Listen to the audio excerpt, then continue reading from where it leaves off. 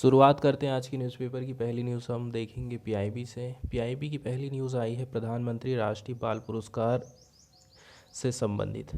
एक चीज़ ध्यान रखने वाली बात यह है कि हमें ये ध्यान रखना है ये किस मंत्रालय के द्वारा दिया जाता है। तो ये दिया जाता है महिला एवं बाल विकास मंत्रालय भारत सरकार के द्वारा। कुछ बातें हैं जो रविन्द्रनाथ टैगोर के द्वारा यहाँ पर कही गई हैं, जैसे कि बताया गया है जीवन की आकांक्षाएं बच्चों के भेष में आती हैं। तो ये जो कोट है ये रविन्द्रनाथ टैगोर का है। आगे बताया जा रहा है हम जो चीज़ देख रहे हैं राष्ट्रीय बाल पुरस्कार के बारे में वो उसी की वेबसाइट से देख रहे हैं। तो इसमें बताया गया यद्यपि हमारे बच्चों का कल्याण देश के विकास के लिए ज़रूरी है, इसे अपने आप में उद्देश्य के रूप में देखना चाहिए। भारत के संविधान में भी ये बात कही है कि सरकार को बच्चों के समग्र विकास के लिए पर्याप्त अवसर और सहायता प्रदान करना है। भारत सरकार बच्चों को राष्ट्र निर्माण में सबसे महत्वपूर्ण साझेदारों में से एक रूप मानती है। आगे यदि हम बात करें राष्ट्रीय बाल पुरस्कार किस लिए दिया जाता है, तो कोई नवाचार किया है, शैक्षिक उपलब्धि रही है, या फिर कोई समाज सेवा में आगे है, कला और संस्कृति और खेल के क्षेत्रों में यदि कोई बच्चा असाधारण योग्यता रखता है और उत्कृष्ट उपलब्धि हासिल करता है तो उनकी कोई अपनी पहचान हो, उनको प्रोत्साहन मिले, इसीलिए इसकी शुरुआत की गई थी 1996 में। बताया जा रहा है हर विजेता को एक पदक मिलेगा और कुछ कैश दिया जाता है। आगे बताया जा रहा 2018 में 18 से इस पुरस्कार का नाम बदलकर बाल शक्ति पुरस्कार कर दिया गया है और इसमें बहादुरी के क्षेत्र में बच्चों की उपलब्धियों को भी शामिल किया गया है। आगे कुछ और बातें आप देख लीजिए कि 1979 में राष्ट्रीय बाल कल्याण पुरस्कार की शुरुआत की जाती है। ठीक है, तो बाल कल्याण के क्षेत्र में उत्कृष्ट योग देने वालों को पहचान प्रदान करने के लिए 1979 में चालू हुआ राष्ट्रीय बाल कल्याण पुरस्कार। ऐसे व्यक्ति और संस्था को हम सम्मान देते हैं या उनको पहचान देते हैं क्योंकि वे गवर्नमेंट के प्रयासों को पूरा करते हैं। एक तरफ तो सरकार प्रयास कर रही है, दूसरा प्रयास ये लोग कर रहे हैं। आगे बताया जा रहा है 2018 से इस पुरस्कार का नाम बदल करके बाल कल्याण पुरस्कार कर दिया गया है। इसका नाम भी बाद में चेंज कर दिया गया था। इसको भी हम दो श्रेणी में देते हैं, एक होता पर्सनल और दूसरा होता संस्थागत। मतलब किसी एक व्यक्ति को दिया जाना या फिर बहुत सारे लोगों ने एक संगठन बनाया, कोई संस्था बनाया है तो उसको भी ये पुरस्कार प्रोवाइड किया जाता है। बताया जा रहा है नगद पुरस्कार के साथ प्रत्येक श्रेणी में 3 पुरस्कार प्रोवाइड किए जाते हैं। अब हम न्यूज़ की तरफ चलें तो बताया जा रहा है प्रधानमंत्री 24 जनवरी को प्रधानमंत्री राष्ट्रीय बाल पुरस्कार विजेताओं के साथ में बातचीत करेंगे। पहली बार पुरस्कार विजेताओं को ब्लॉकचेन प्रौद्योगिकी के उपयोग के जरिए डिजिटल प्रमाण पत्र प्रोवाइड किए जाएंगे। एक चीज़ जो हम उसकी वेबसाइट से भी नहीं देख पाए थे वो ये थी, ठीक है, कि उनको कितने रुपए का नगद कैश दिया जाता है।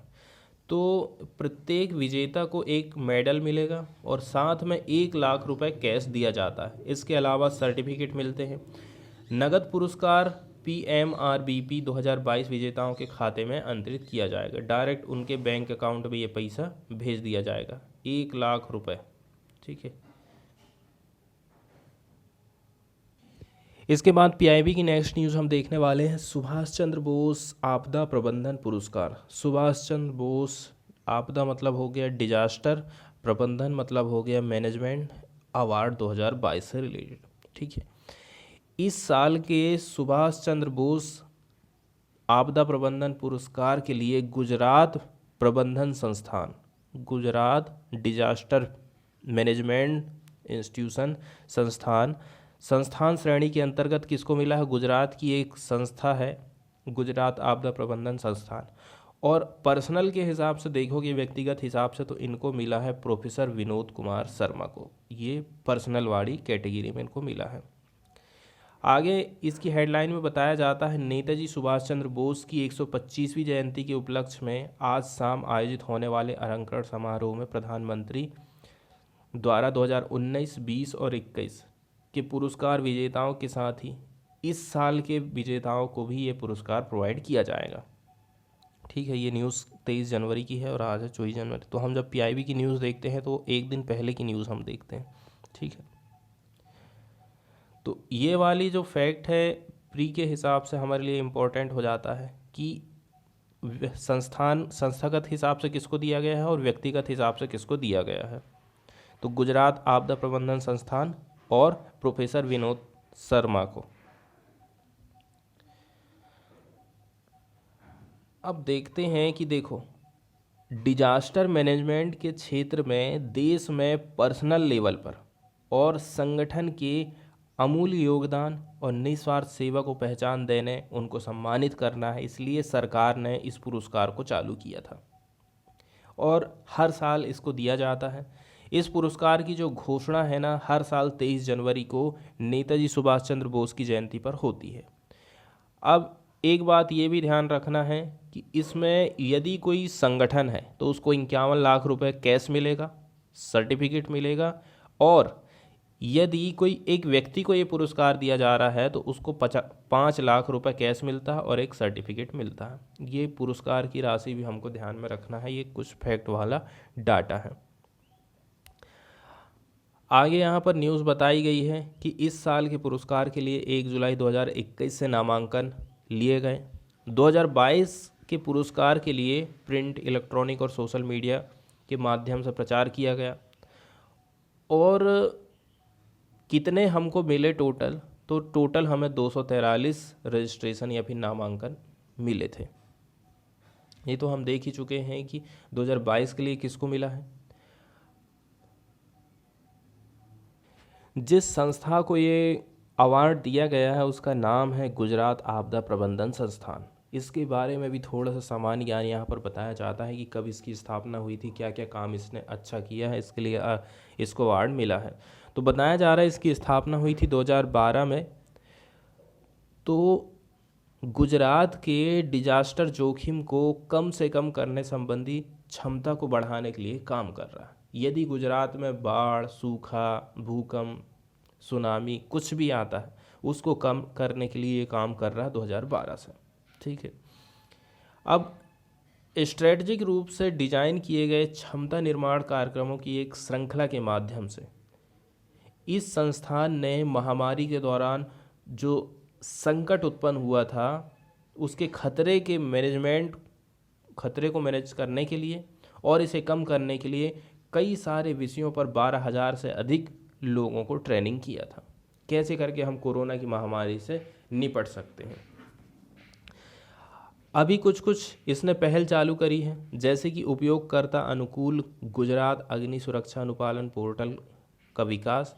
इन्होंने एक वेबसाइट बनाई है जो फायर सेफ्टी से रिलेटेड काम करती है। इसके अलावा एकीकृत रोग निगरानी परियोजना चालू करी है। तो ये इसके पूरक के रूप में कोरोना निगरानी प्रयासों के अंतर्गत टेक्नोलॉजी आधारित कोरोना सिंड्रोम निगरानी प्रणाली का भी इन्होंने विकास करा था। अब यदि हम बात करें प्रोफेसर विनोद शर्मा के बारे में, तो भारतीय लोक प्रशासन संस्थान के वरिष्ठ प्रोफेसर रहे हैं और सिक्किम राज्य डिजास्टर मैनेजमेंट के प्राधिकरण के क्या है ये उपाध्यक्ष हैं। इसके अलावा राष्ट्रीय आपदा प्रबंधन केंद्र के संस्थापक संयोजक भी रहे हैं, जिसे अब राष्ट्रीय आपदा प्रबंधन संस्थान के रूप में जाना जाता है। ये नेशनल लेवल पर है हमारी, जो कि डिजास्टर से लड़ने के लिए काम करती है, उनके लिए नीतियां बनाती हैं।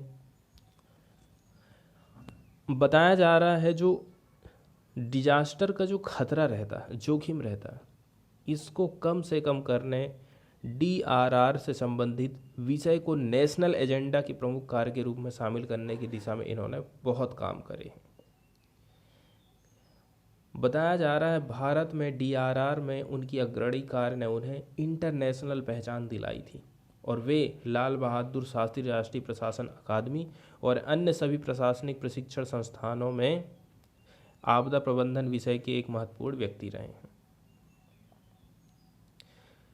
इसके अलावा जलवायु परिवर्तन और डिजास्टर मैनेजमेंट संस्थान को जोड़ने के लिए एक ग्राम पंचायत लेवल की तैयार योजनाओं की इन्होंने शुरुआत करते हुए सिक्किम को जो डिजास्टर मैनेजमेंट रेगुलेशन एक्ट है ना, इसको लागू करने में एक आदर्श राज्य बनाया था।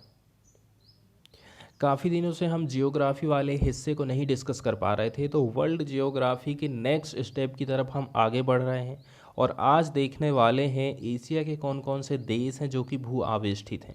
अब लैंडलॉक कंट्री हम किसको कहेंगे? एक ऐसा देश लैंडलॉक माना जाएगा जो चारों तरफ से अपने किसी न किसी देश के साथ में सीमा टच कर रहा है। इसकी जो बाउंड्री है वो समुद्र के साथ, महासागर के साथ में टच नहीं होती है। इसको हम कहते हैं लैंड लॉक कंट्री और हिंदी में कहते हैं भू आवेष्टित देश। टोटल यदि संख्या देखें ना तो 44 इनकी बताई गई है कि 44 भू आवेष्टित देश हैं। अब हम बात कर रहे हैं एशिया की। तो एशिया में लैंड लॉक कंट्री 11 है, उनके नाम हम देख लेते हैं। हम नीचे से चलें तो नीचे की तरफ आप देख रहे हो येलो येलो कलर में लाओस है 1 नंबर, उसके बाद भूटान 2 नंबर, नेपाल 3 नंबर, चौथे नंबर पे आ गया आपका मंगोलिया, 5वें नंबर पर आ गया आपका कजाकिस्तान, 6वें नंबर पे आ गया आपका अजरबैजान। और इसके अलावा आप कजाकिस्तान से नीचे आप चलेगा जाओगे तो 7वें नंबर पर जाता है उज़्बेकिस्तान, 8वें नंबर पर आ गया किर्गिस्तान, 9वें नंबर पर हो गया तजाकिस्तान, 10वें नंबर पर हो गया आपका अफ़गानिस्तान और फिर 11वें नंबर पर हो जाता है तुर्कमेनिस्तान। एक बात यहाँ पर ये ध्यान रखने वाली है, जो कैस्पियन सागर है ना, हमें ऐसा लगता है कि ये एक तरफ तो इनकी बाउंड्री सागर से है, लेकिन ये जो कैस्पियन सागर है ये झील है। ठीक है, खारे पानी की सबसे बड़ी झील मानी जाती है ये। तो टोटल आपने देख लिए ना कौन कौन से ऐसे देश हैं जो कि भू आवेष्टित हैं। एक बात और यहाँ ध्यान में रखना है कि ये जो कजाकिस्तान है एशिया का और वर्ल्ड का सबसे बड़ा लैंडलॉक कंट्री है। सेकंड नंबर पर एशिया में कौन आ जाएगा? मंगोलिया आ जाएगा। एक फैक्ट आपको और ध्यान में रखना है डबल लैंडलॉक कंट्री के बारे में। ये आप देख लो उज़्बेकिस्तान को, ठीक है, उज़्बेकिस्तान को आप देख रहे हैं, ये खुद ऐसे देशों से घिरा हुआ है जो खुद भी एक लैंडलॉक कंट्री है। तो डबल लैंडलॉक कंट्री इसको हम बोलेंगे। इसके बाद वाली न्यूज़ हम देखने वाले हैं द हिंदू से अरुणाचल प्रदेश के बारे में। नहीं, नॉर्मल न्यूज़ आई है, कोई ख़ास न्यूज़ तो नहीं है। ठीक है, अरुणाचल प्रदेश को हम देखें तो ये नॉर्थ की तरफ जुड़ा हुआ है चाइना के साथ में। ठीक है, इसके आप चले जाओगे पश्चिम की तरफ तो भूटान पड़ जाएगा, नीचे की तरफ आप चले जाओगे तो असम के साथ अपनी बाउंड्री को ये शेयर करता है। ठीक है, कुछ हिस्सा नागालैंड के साथ में शेयर करता है, म्यांमार के साथ में शेयर करता है। ठीक है, तो आप देख रहे हैं एक तो हो गया चाइना, दूसरा हो गया भूटान, तीसरा हो गया म्यांमार। 3 देशों के साथ में बाउंड्री शेयर कर रहा है और 2 स्टेट के साथ में अपनी बाउंड्री को ये अरुणाचल प्रदेश शेयर करता है, असम और नागालैंड के साथ में। तो नेक्स्ट न्यूज़ हमारी अरुणाचल प्रदेश से है। न्यूज़ आई है पीएलए की तरफ से, people's liberation army, boy from Arunachal Pradesh found. People's liberation army of China ने बताया है इंडियन आर्मी को that it found a missing boy believe to be from Arunachal Pradesh. ठीक है, इन्होंने एक मिस हुए लड़के को कहीं पर पाया है जो कि अरुणाचल प्रदेश का हो सकता है। Believe to be from Arunachal Pradesh, ये लड़का अरुणाचल प्रदेश का हो सकता है। A senior army officer said on Sunday that the PLA personal did not specify where its soldier found the boy. पता नहीं है कि उनके सैनिकों ने इसको कहाँ पर पाया, but it has been presume that he is 17 year old Miram Taron who was illegally abducted on January 18 by PLA soldier from near LAC in Upper Siang district of Arunachal Pradesh. एक दो फैक्ट हैं जिसके बारे में आप जान सकते हो, पीएलए के बारे में कई बार न्यूज़ में रहते रहता है। तो पीपुल्स लिबरेशन आर्मी, शॉर्टकट में कहें तो पीएलए, ये चाइना की आर्म्ड फोर्स है, communist party of the China की। The army was established founded on August 1927, 1 अगस्त 1927 की स्थापना होती है। The people's liberation army is the largest military force in the world. It has about, कितने सारे यहाँ पर पर्सनल हैं आप अंदाज़ा लगा सकते हो, इतने सारे सैनिक उसके पास हैं, या फिर आप एम्प्लॉय कह सकते हैं। मतलब कि चाइना की पॉपुलेशन का 0.18% तो वहाँ के सैनिक हैं। इसके अलावा ध्यान देने वाली बात यहाँ पर ये है कि जो पीपुल्स लिबरेशन आर्मी है ना, इसको इन्होंने 5 ब्रांच में बांट दिया है। एक है ग्राउंड फोर्स, दूसरी है पीएलए नेवी जिसको प्लेन बोलते हैं, पीएलए एयरफोर्स जिसको प्लाव बोलते हैं। इसके अलावा सेकंड आर्टिलरी कॉर्प्स है, इसमें स्ट्रेटजिक मिसाइल फोर्स आ जाती है। इसके अलावा आ जाता है PLA reserve force. Military service is compulsory of all for man and women who reach the age of 18। तो मिलिट्री की जो सर्विस है ना, उसको कंपलसरी कर दिया गया है all man and women who reach the age of 18। अगली वाली न्यूज़ हम देखने वाले हैं हमारी नेचुरल बायोडाइवर्सिटी से रिलेटेड। इसके अलावा एनिमल और ह्यूमन का जो कॉन्फ्लिक्ट होता है, जिसके चलते चलते कभी एनिमल की डेथ हो जाती है और कभी ह्यूमन बीइंग की डेथ हो जाती है। तो ये जो खास करके न्यूज़ हम देख रहे हैं ना, पश्चिम बंगाल से रिलेटेड न्यूज़ देख रहे हैं। इसमें बताया गया है कि पिछले कुछ वर्षों का डाटा आप देखोगे तो कितने ऐसे कॉन्फ्लिक्ट हमको देखने को मिले हैं, कितने लोगों की जान यहाँ पर गई है, कितने ऐसे कॉन्फ्लिक्ट देखने को सामने आए, कितने % हाथी पश्चिम बंगाल में पाए जाते। तो मेनली ये जो न्यूज़ आई है वो पश्चिम बंगाल से ही आई है। Elephant corridors to be restored in south Bengal. South Bengal की बात करी जा रही है कि यहाँ पर एलिफेंट कॉरिडोर्स को रिस्टोर किया जाएगा। 403 ह्यूमन डेथ्स रिकॉर्डेड बिटवीन 2014 से लेकर के 2019। तो ये 5 साल का डाटा यहाँ पर बताया गया है कि 403 लोगों की डेथ हुई है 2014 से लेकर के 2019 के बीच में। The fragmented and patchy forest of the south Bengal, ठीक है, फ्रेगमेंटेड एंड पैची फॉरेस्ट, ठीक है। यहाँ पर फ्रेगमेंट वर्ड आया जिसका मतलब होता है खंड खंड में जो नहीं रहते हैं, कुछ यहाँ है, थोड़ी देर बाद जाओगे तो वहाँ आएंगे। इसके अलावा पैची शब्द आया है। पैची का मतलब होता है विचित्र, उनकी बनावट जो रहती है, विविध टाइप की जो प्रजातियाँ वहाँ पर पाई जाती हैं, उनको ही कहा गया है पैची फॉरेस्ट। तो fragmented and patchy forest of south Bengal have emerge as one of the hotspot of human elephant conflict in the country.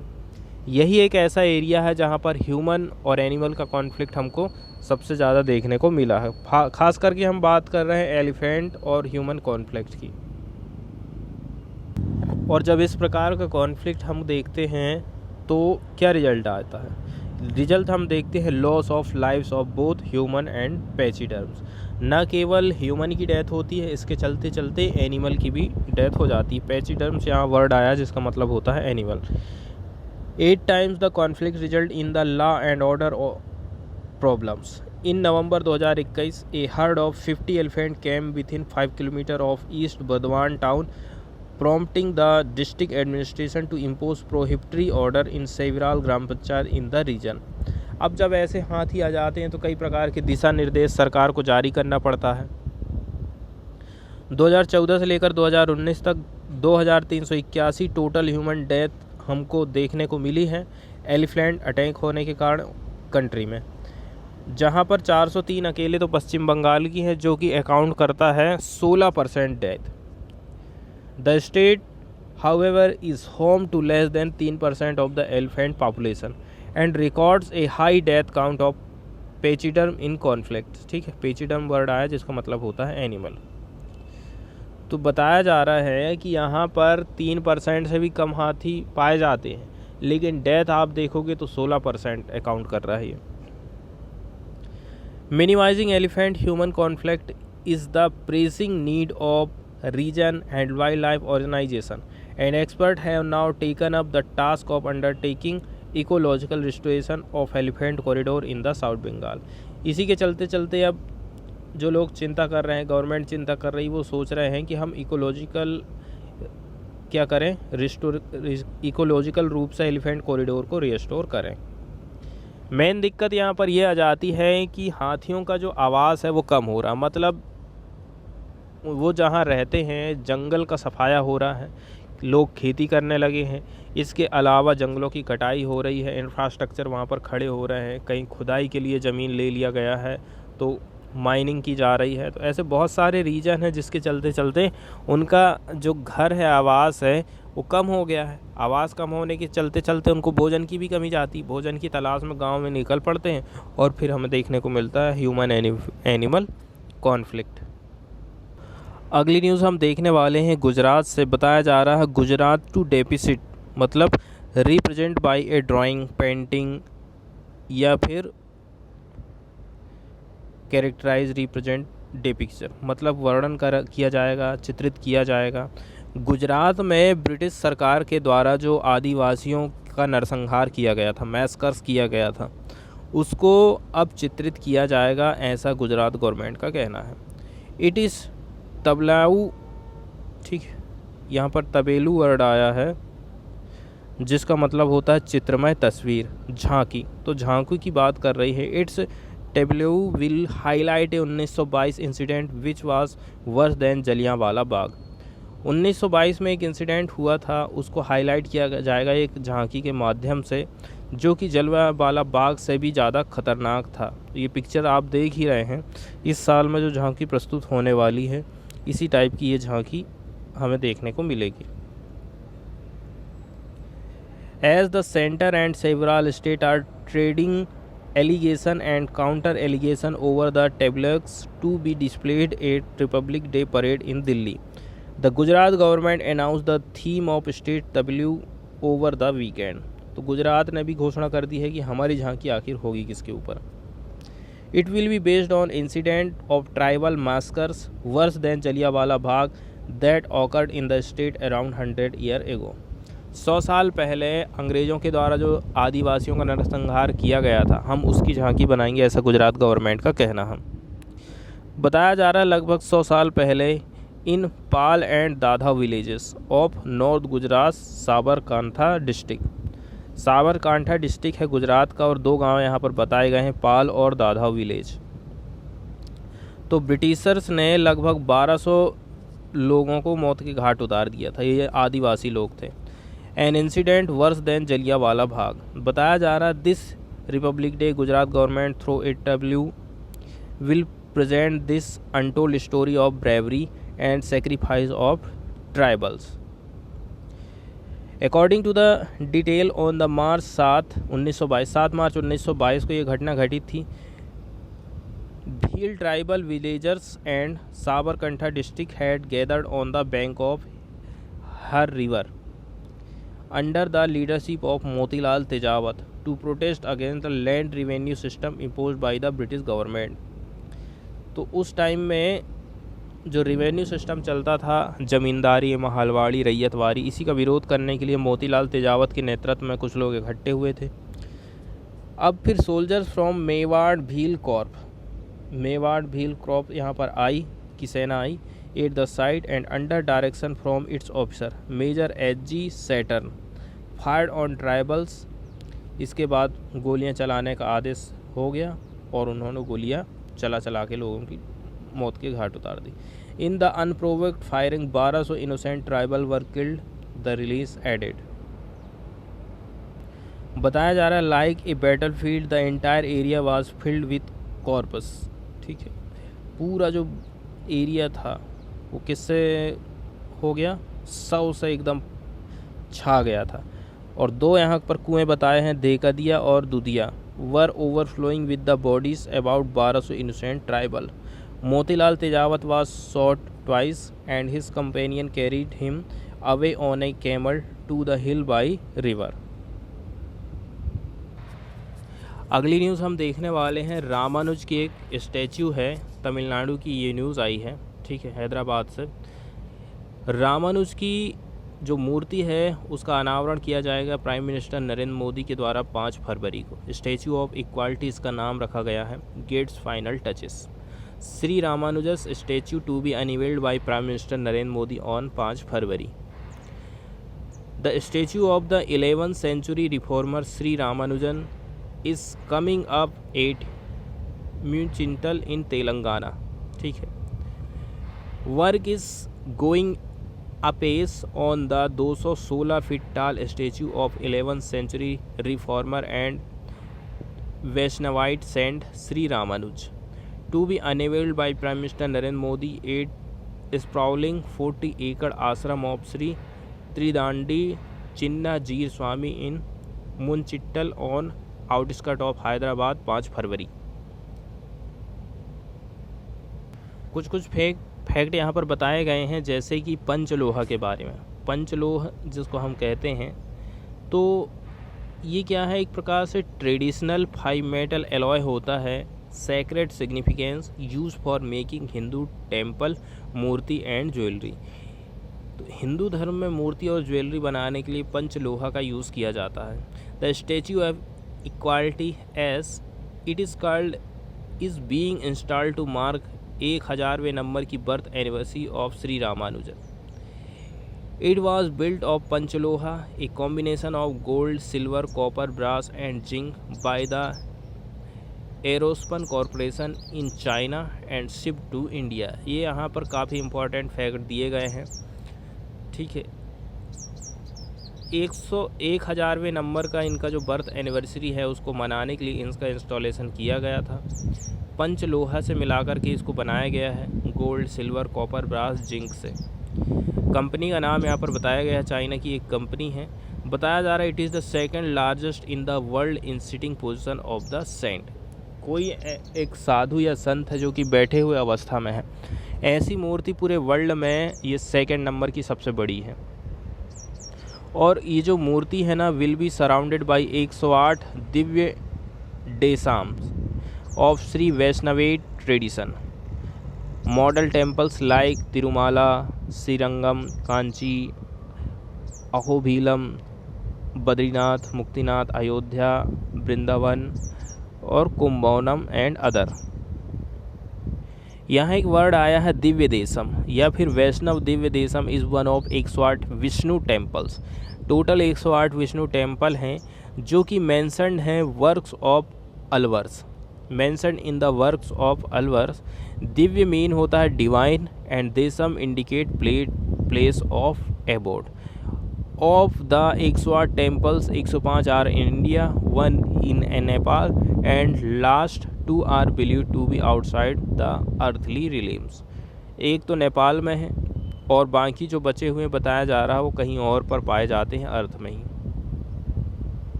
इसके अलावा यहाँ पर कुछ और चीज़ें आपको देखने को मिल जाएंगी, जैसे कि लेज़र लाइट का शो भी आपको देखने को यहाँ पर मिल जाएगा। एक और न्यूज़ हम देखने वाले हैं, ठीक है, जिसमें बताया जा रहा है एक काफ़ी फेमस व्यक्ति हैं, आर्कियोलॉजिस्ट रहे हैं और एपिग्राफिस्ट रहे हैं, नागा स्वामी। इनकी डेथ हो गई है, 92 एज के थे ये। He was instrumental in protecting several monument. ये जाने जाते थे कई सारे हमारी जो ऐतिहासिक धरोहर है ना उनको सेव करने के मामले में। आर्कियोलॉजिस्ट रहे हैं, मतलब कि पुरातत्ववेदा रहे हैं। ये इतिहास की जानकारी के लिए खुदाई करते हैं और भी जो साक्ष्य मौजूद रहते हैं उनसे पता करते हैं कि पहले क्या हुआ था, लोगों का रहन सहन क्या था। इतिहास की जानकारी जुटाने का काम करते हैं आर्कियोलॉजिस्ट। एपिग्राफिस्ट, एपिग्राफी क्या है, किस मेथड का ये लोग प्रयोग करते हैं, उस मेथड को हम एपिग्राफी कहते हैं, इतिहास का पता लगाने के लिए। बताया जा रहा है R Nagaswamy the first director of the department of archaeology, इनकी डेथ हो गई है of age related complication on Sunday. Age से रिलेटेड ही कुछ कॉम्प्लिकेशन थे। 92 इनकी एज बताई जा रही है। Is survived by 2 daughter and 2 son, 2 लड़की और 2 लड़के हैं इनके। आगे बताया जा रहा है कि जब कोरोना की महामारी आई थी तो उस टाइम में इन्होंने कहा था कि जो फेमस जो चीज़ें हैं ना, ऐसे टाइम में तो कम से कम इनको बंद कर देना चाहिए। इनके पक्ष में थे ये। कोरोना के चलते चलते जो हमारी ऐतिहासिक धरोहर हैं कुछ टाइम के लिए बंद कर दी गई थी, उसके लिए। बताया जा रहा है Nagaswamy was born at Kodumudi in Erode district. Kodumudi में इनका जन्म हुआ था, इरोड डिस्ट्रिक्ट में। An abode of lord Shiva sung by Saivite saint, but he would take pride in saying KP Sundarambal बालाकुलम इंगोरुथन, मतलब कि it is also the birth place of actor and singer KP Sundarambal. इनका ये जन्म स्थान रहा था। He had deep knowledge of Tamil and Sanskrit. he obtained his MA in Sanskrit from University of Madras. He was awarded PhD in Indian art by Pune University. After serving the Department of Archaeology in various capacities, he became its director in 1966 and held the post till his retirement in 1988.